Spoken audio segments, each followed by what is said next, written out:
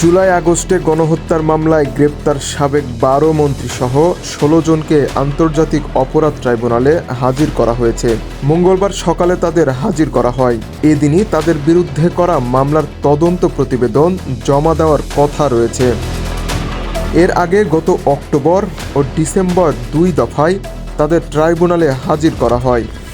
আজ যাদের হাজির করা হয়েছে তারা হলেন সাবেক মন্ত্রী আনিসুল হক, আমির হোসেন আমু, শাহজাহান খান, কামরুল ইসলাম, ফারুক খান, আব্দুর রাজ্জাক, রাশেদ খান মেনন, হাসানুল হক ইনু, কামাল আহমেদ মজুমদার, গোলাম দস্তগীর গাজী, ডাক্তার দীপু মনি ও প্রতিমন্ত্রী জুনায়েদ আহমেদ পলক।